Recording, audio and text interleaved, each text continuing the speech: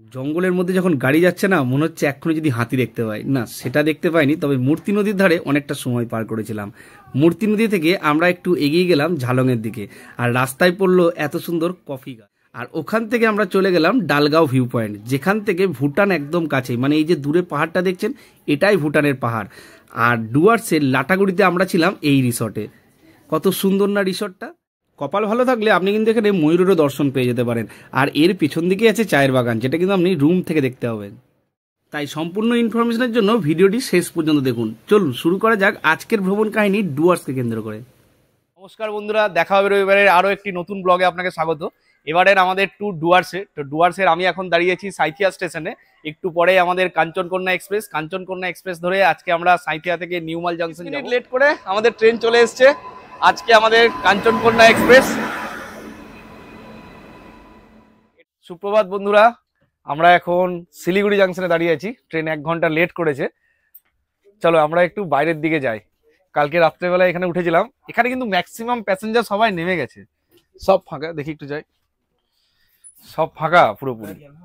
আর আমরা যাব নিউমাল জাংশন অব্দি। এই হচ্ছে শিলিগুড়ি স্টেশন। চায়ের দোকানও আছে আশেপাশে। এনজিবির মতো অত বড় বলবো না, কিন্তু বেশ ছোটখাটোর মধ্যে ভালো স্টেশন। এখানে কিন্তু ইঞ্জিনটা চেঞ্জ করে সামনের দিকে লাগাবে, তারপর আমাদের ট্রেন যাবে আলিপুরদুয়ারের দিকে, আর আমরা নামবো নিউমাল জাংশনে। শিলিগুড়ি ছেড়ে যেতেই চারিদিকে দেখলাম চায়ের বাগান, কখনো তিস্তা নদী, কখনো জলঢাকা নদী একে একে পেরিয়ে যাচ্ছে। এক অদ্ভুত অনুভূতি। এইরকম ট্রেন লাইনের জার্নি আমি খুব কমই করেছি। তাই যারা যারা ডুয়ার্স যাচ্ছেন, বা ধরে নিন কেউ কোলাখাম যাচ্ছেন বা লাভালোলেগাঁও যাচ্ছেন, তাদেরকে বলবো নিউ জলপাইগুড়ি ছেড়ে একবার নিউমাল জংশনে নামুন আর এই ট্রেন জার্নিটার মজা নিন। যদিও শিয়ালদা থেকে একটি মাত্র ট্রেন যেটা নিউমাল জাংশন অব্দি যায়, কাঞ্চনকন্যা এক্সপ্রেস। তাছাড়াও আপনি যদি চান যে একটু ব্রেক জার্নি করবেন, সেক্ষেত্রে উত্তরবঙ্গ ধরে সকাল 6টা 20-তে আপনি এনজিবিতে নামুন, আর 7টা 20-তে ভিস্টাডোম ধরে আপনি কিন্তু নিউমাল জংশনে আসতে পারেন। শিয়ালদা থেকে নিউমাল জাংশনের স্লিপার ক্লাসের ভাড়া পড়ে এই কাঞ্চনকন্যা এক্সপ্রেসের 360 টাকা, 3 ইকোনমিতে ভাড়া পড়বে 895 টাকা, আর 3 টায়ার এসিতে ভাড়া পড়বে 970 টাকা। দেখতে দেখতে আমরা সেবক স্টেশন পৌঁছে গেলাম। এখান থেকেই বাঁ দিকে ওই সিকিম যে রেলওয়ে প্রজেক্টটা এখন চলছে, সিকিম রংপুর রেলওয়ে প্রজেক্ট, ওই যে টানেলটা দেখা যাচ্ছে দূরে। আমি এই সেবকের 1 নম্বর প্ল্যাটফর্মটা পেরিয়ে গেলে পরে সেই টানেলটা আপনাদেরকে দেখাবো। ভবিষ্যতে সিকিমের রংপুর পর্যন্ত আমাদের ট্রেন যাবে। এই যে দূরে দেখতে পাচ্ছেন টানেল 1, পোর্টাল 1, এইটা দিকেই সিকিমের লাইন চলে যাচ্ছে। এই যে টানেলটা, এই যে 1 ঘন্টা 15 মিনিট লেট করে কাঞ্চনকন্যা এইমাত্র নিউমাল জাংশন পৌঁছালো। আমরা নেমে পড়লাম ট্রেন থেকে। এখন আমরা নিউমাল জাংশনে নামলাম। এখন আমাদের আজকের ডেস্টিনেশন লাটাগুড়ির যে রিসর্টটাতে থাকবো, সেখানে আমরা এখন যাব। তো এই যে বাইরে আপনারা যে এখানে গাড়িগুলো দেখছেন, এখানে গাড়ির সংখ্যা এনজিবির থেকে তুলনামূলকভাবে অনেক কম। তবে যে কোনো জায়গায় যাওয়ার জন্য কিন্তু আপনারা এখান থেকে গাড়ি পেয়ে যাবেন, যেমন লাভা, লোলেগাঁও, রিসপ, কোলাখাম, এসব জায়গায় যাওয়ার জন্য কিন্তু আপনারা এখান থেকে গাড়ি আরামসে পেয়ে যাবেন। এখন টোটোতে করে লাটাগুড়ির দিকে, ওই যে ওরা আসছে পিছনের একটা টোটোতে, আর আমরা চললাম সামনের টোটোতে। এই সামনে মালবাজার বাস স্ট্যান্ড, এই মালবাজার বাস স্ট্যান্ড থেকে আপনারা গাড়ি পেয়ে যাবেন বিভিন্ন দিকে যাওয়ার জন্য। মানে স্টেশন থেকে 10 টাকা ভাড়া দিলে পরেই আপনি মালবাজার বাস স্ট্যান্ডে চলে আসবেন। তবে আমাদের এবার এই টোটোতে করে লাটাগুড়ি যাওয়ার প্ল্যানটা কিন্তু বেশ ভালোই হলো।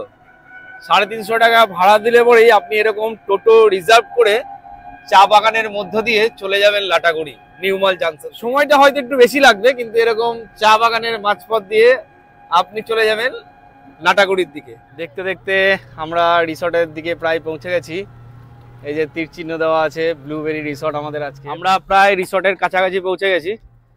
এখন মেন রোড থেকে নেমে ভিলেজ রোড দিয়ে যাচ্ছি। এই যে ডান দিকে একটা হোটেল দেখাচ্ছে, ডিলাইট গ্রিন হেভেন রিসর্ট, এই দিকে নেমে চলে যেতে হবে। আর আমাদেরটা এই দিকে বাঁ দিকে। না, এটা মা রিসর্ট, এটা একটা মা রিসর্ট, আর এই পাশে ফরেস্টিন রিসর্ট। আর আমরা এখন এগিয়ে যাচ্ছি আমাদের রিসর্টের দিকে। এটাই আমাদের রিসর্ট আজকের। তো আমরা এই মাত্র এসে পৌঁছালাম। এই সামনের দিকের কটেজটা আমাদের। তো প্রথমে রিসেপশনে যাই, কথা বলে আসি, তারপর পুরো রিসর্টটা আপনাদেরকে ঘুরে দেখাবো। চলুন আপনাদেরকে রিসর্টটা একবার পুরোটা দেখায়। এটা হচ্ছে মেন এন্ট্রি গেট, এখান থেকে রিসর্টটা শুরু হচ্ছে আর কি। এখানে গাড়ি টাড়ি রাখা যায়, ছোট্ট একটা পার্কিং বলতে পারেন। আর এই যে বাঁ দিকে, এটা হচ্ছে রিসেপশন কাম ডাইনিং হল বলতে পারেন। মানে এখানেও আপনি অর্ডার দিয়ে খাবার খেতে পারেন। এই জায়গাটাও খুব সুন্দর।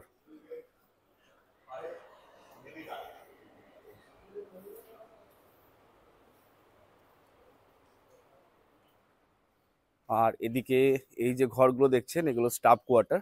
যারা এখানে কাজ করে তারা এখানেই থাকে। এগুলোও কিন্তু বেশ সুন্দর। মেন গেট দিয়ে ঢুকেই প্রথম বাঁ দিকে আমাদের যে স্ট্যান্ডার্ড রুমগুলো আছে, এই যে সামনে পরপর 3-4টে স্ট্যান্ডার্ড রুম।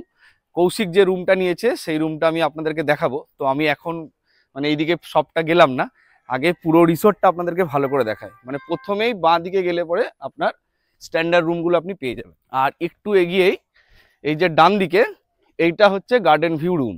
এখানে একদম সুপার ডিলাক্স রুম পেয়ে যাবেন আর গার্ডেন ভিউ রুমও পেয়ে যাবেন। এই রুমগুলো, যেগুলো আমরা দুটো গার্ডেন ভিউ রুম নিয়েছি, এগুলোও আমি আপনাদেরকে রিভিউটা দেখাচ্ছি। রুমের রিভিউটা আগে পুরো রিসর্টটা দেখিয়ে নিই, পরে আমি রুমের রিভিউটা দেবো। আর এই যে পুরো এরিয়াটা রিসর্টের, এটা পুরো গার্ডেন এরিয়া বলতে পারেন। আপনি এখানে স্ন্যাক্স বা ব্রেকফাস্ট চাইলে ব্রেকফাস্ট, সন্ধ্যেবেলা এখানে বসে আড্ডা মারুন। পুরো অনেকটা সময় আপনার কিভাবে পেরিয়ে যাবে এই রিসর্টটার মধ্যে আপনি সেটা বুঝতেও পারবেন না। আর ওই দিকে না ময়ূর আসে, সবাই ওখানে ওই জন্য ময়ূর দেখার জন্য যায়। চা বাগানও আছে, পিছন দিকে যেমন চা বাগান, ওই সাইডেও একটা চা বাগান আছে। আর এই যে দেখছেন ছোট্ট ছোট্ট এরকম ব্রিজ বানানো আছে, এগুলো দিয়েও কিন্তু আপনি পেরিয়ে ওই পারে যেতে পারেন। এটাও কিন্তু দুলছে বেশ ভালোই। এই পুরো এরিয়াটা আপনি এক্সপ্লোর করুন, সারাটা দিন আপনার কিভাবে যে পেরিয়ে যাবে এই রিসর্টটার মধ্যে আপনি বুঝতেও পারবেন না। দেখুন এই রিসর্টটা একবার পুরোটা এখান থেকে দেখুন। যদি আমি এই পুকুরটার পাশে আসি, তাহলে এই যে পুরো রিসর্টটা ঠিক এইরকম লাগে দেখতে সিনারিওটা। এখানে কিন্তু শনিবার রবিবার ছাড়া কিছু প্যাকেজ সিস্টেমেও রুম বুক করতে পারবেন খাওয়া দাওয়া নিয়ে। সেই রকমও রুমগুলো হচ্ছে এই যে এই সাইডের নর্মাল এসি রুম। এবার চলুন আমি আপনাদেরকে সুইমিং পুলটা দেখাই।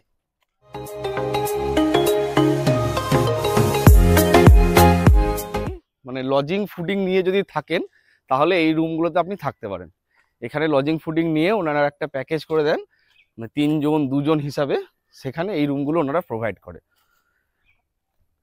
আর আমি যে সুপার ডিলাক্স বা ডিলাক্স রুম বা ভিউ টি গার্ডেন রুমগুলো বললাম, ওখানে ওনারা কিন্তু লজিং ফুডিং দিয়ে প্যাকেজ দেন না।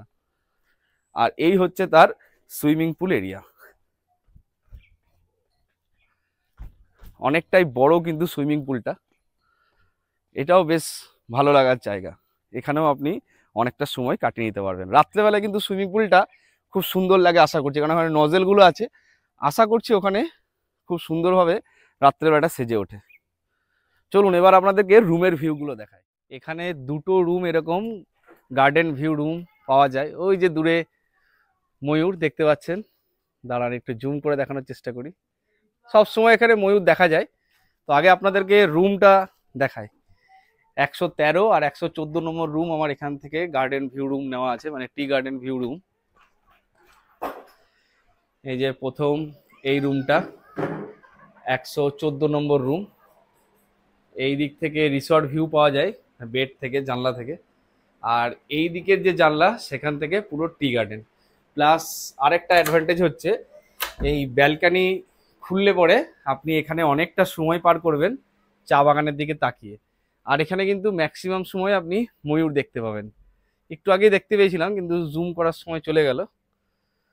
তো এই একটা রুম, এটার আমার ভাড়া পড়েছে 2500 টাকা আর 12% জিএসটি। এই আর একটা 113 নম্বর রুম, এরও ভাড়া পড়েছে 2500 টাকা, তার সাথে 12% জিএসটি। এসি রুম, এটারও সেম, মানে একটা জানলা থেকে ওইদিকে রিসর্ট ভিউ আর একটা জানলা থেকে গার্ডেন ভিউ। Garden please. এই সেম ব্যালকনি, এখানেও এরকম দুটো চেয়ার একটা টেবিল, আর এখান থেকে এরকম গার্ডেনের ভিউ পাওয়া যায়। আর বাথরুমটা আপনাদেরকে দেখিয়ে দিই, বাথরুমটা দেখালাম না। এই যে বাথরুম,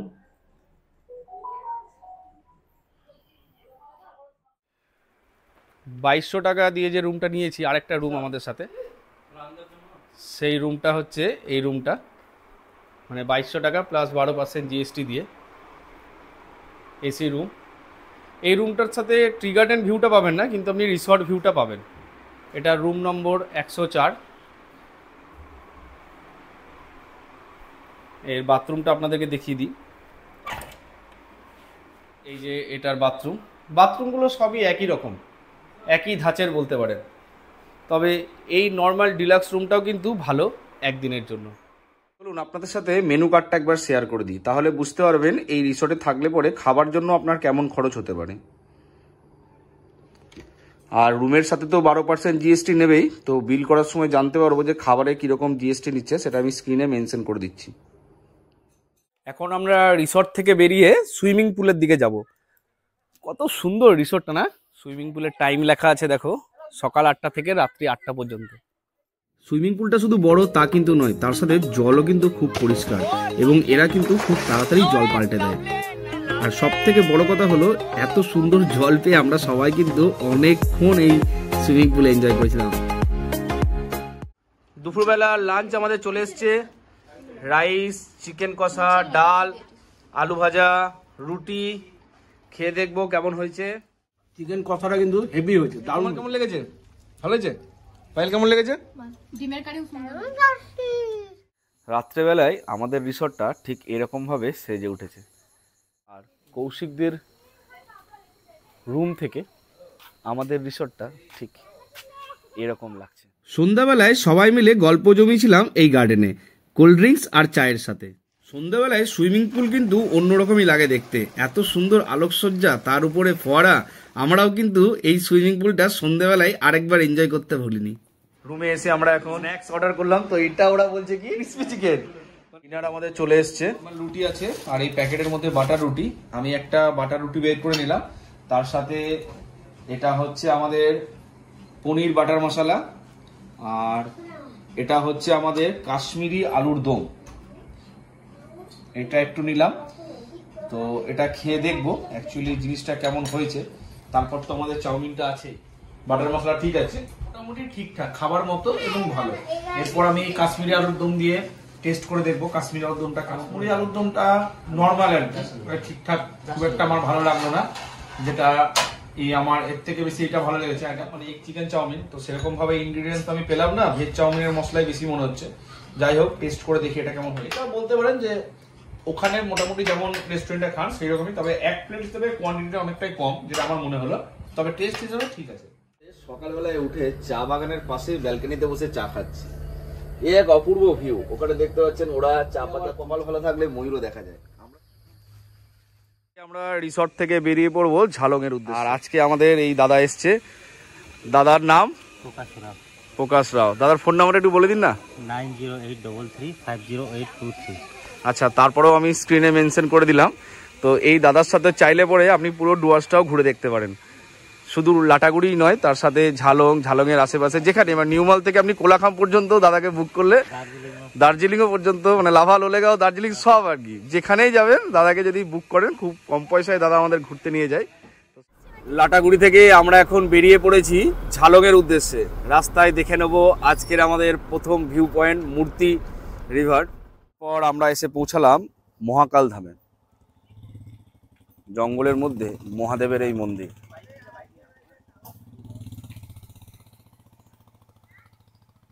এখানেও কিন্তু হাতি দেখা যায়। একটা সময় এই গরুমারা জঙ্গলের আশেপাশে বাঘের ডাক শোনা যেত এবং রাতের অন্ধকারে গ্রামবাসীর গরু বাছুর তুলে নিয়ে যেত সেই বাঘের দল। সেই থেকেই এই জঙ্গলের নাম রাখা হয় গরুমারা। তবে বর্তমানে বাঘের অস্তিত্ব না থাকলেও এখানে এখনও চিতাবাঘের দর্শন পাওয়া যায়। এছাড়া বাইসন, গন্ডার, হাতি, হরিণ, বুনো শুয়োর সহ 190 প্রজাতির পাখি, 22 প্রজাতির সরীসৃপ, সঙ্গে আরও ছোটোখাটো জন্তু, প্রাণী এবং প্রায় 200 প্রজাতির গাছের সন্ধান পাওয়া যায় এখানে। লাটাগুড়িতে এসে অনেকেই কিন্তু ইচ্ছে হয় যে আমি যদি একটু এলিফ্যান্ট সাফারি করতে পারতাম। তার জন্য বলবো wb8bc.net গিয়ে আপনি কিন্তু আগে থেকেই, মানে 2 মাস অ্যাডভান্স আগে থেকেই আপনি এইটা করে নিতে পারেন। সেক্ষেত্রে ধূপঝড়া এলিফ্যান্ট ক্যাম্প বা মেডেলা ক্যাম্প থেকেও আপনি বুকিং করতে পারেন। জঙ্গল সাফারির ক্ষেত্রে এখানে দু রকমের সাফারি রাইড হয়ে থাকে, এক হচ্ছে কোর সাফারি, এক হচ্ছে ওয়াচ টাওয়ার সাফারি। কোরে আপনাকে ওয়াচ টাওয়ারে নিয়ে যাবে না, মানে জঙ্গলের নিচে নিচে থাকবেন, আর ওয়াচ টাওয়ারের ক্ষেত্রে আপনি যটা ওয়াচ টাওয়ার যাবেন সেই হিসেবে আপনার চার্জ করা হবে। তবে মাথায় রাখতে হবে 15ই জুন থেকে 15ই সেপ্টেম্বর কিন্তু এই সব রকম সাফারি বন্ধ থাকে। তারপর আমরা এসে পৌঁছালাম আজকের আমাদের প্রথম ভিউ পয়েন্ট, মূর্তি রিভার। আই লাভ মূর্তি লেখা আছে। চলুন আমরা নদীটার একদম কাছ পর্যন্ত যাই। এই হচ্ছে মূর্তি রিভার।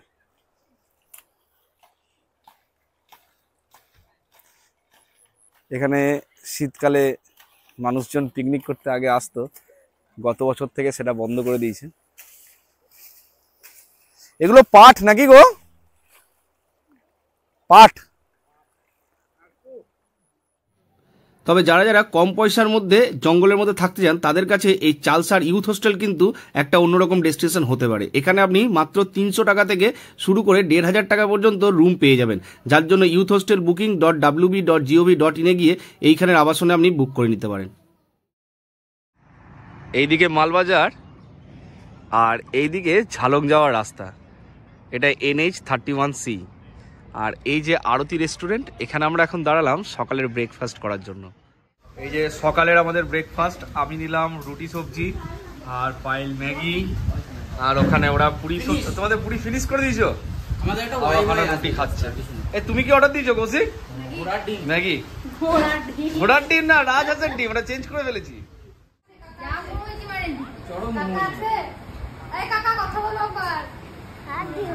হ্যাঁ ঈশান কি এনেছো তুমি? এটা হ্যাঁ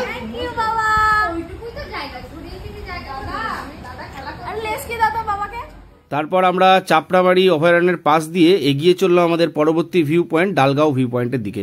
এখানেও কিন্তু জঙ্গল সাফারি হয়ে থাকে, যার টাইমিংগুলো আমি স্ক্রিনের উপরে শেয়ার করে দিলাম। আর এই অভয়ারণ্যেও কিন্তু ওই একই নিয়ম, মানে 15ই জুন থেকে 15ই সেপ্টেম্বর পর্যন্ত কিন্তু এখানেও সমস্ত রকম জঙ্গল সাফারি বন্ধ থাকে।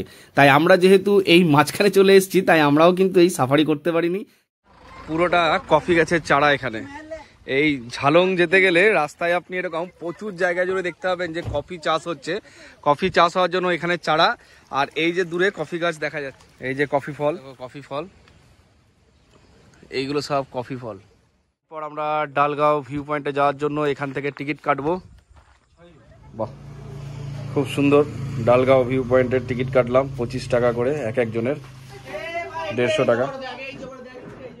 তারপর আমরা ডালগাঁও ভিউ পয়েন্টে এসে হাজির হলাম। আমরা এখন ডালগাঁও ভিউ পয়েন্টের ভেতর দিকে ঢুকছি। এই হচ্ছে পুরো জায়গাটা।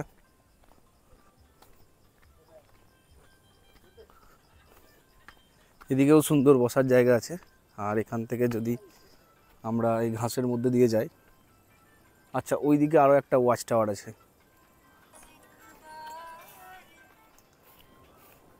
নিচের থেকে নদীর আওয়াজ পাওয়া যাচ্ছে, কি সুন্দর লাগছে না চারিদিকটা। এখন আমরা ওয়াচ টাওয়ারের উপর দিকে উঠব। এখান থেকে আরো সুন্দর লাগছে ভিউটা। এই যে নদীর ওই পারটা হচ্ছে ভুটান, ওই পুরো পাহাড়টা ভুটানের। ডালগাঁও ভিউ পয়েন্ট ঘোরা হয়ে গেল, আপনাদেরকে ভুটানটাও দেখালাম। তবে এই ডালগাঁও ভিউ পয়েন্টে এসে চেষ্টা করবেন যাতে অনেকটা সময় এখানে কাটাতে পারেন, কেননা ডুয়ার্স ঘুরতে ঘুরতে এই একটাই পাহাড়ের ছোঁয়া পাওয়া যায় এই ভিউ পয়েন্ট থেকে। আর এই ওয়াচ টাওয়ারের মধ্যে কিন্তু অবশ্যই যাবেন, এখান থেকে আরও সুন্দর লাগে ভুটান দেখতে। একদম নদীর ওই পাড়টা পুরোটাই ভুটান, যেটা আপনাদের সাথে একটু আগেই শেয়ার করলাম। কেমন লাগলো আমাদের এই ডুয়ার্স ভ্রমণের প্রথম পর্ব, তা কিন্তু অবশ্যই কমেন্ট করে জানাবেন। পরবর্তী পর্বে আমরা আপনাদের নিয়ে যাব ঝালংয়ের সুন্দর একটি রিসর্টে, যেখানে জলঢাকা নদীর পাড়েই আপনি লাঞ্চ বা ব্রেকফাস্ট করে নিতে পারবেন। সঙ্গে ভারতের শেষ গ্রাম ভুটান বর্ডারে বিন্দু ও ইন্ডিয়ার সেকেন্ড ওল্ডেস্ট ড্যাম, আর তাছাড়াও apple stone, Samsing tea garden, Matelli tea garden. তাই চ্যানেলটাকে সাবস্ক্রাইব করে বেল আইকনটি প্রেস করতে একদম ভুলবেন না। ধন্যবাদ।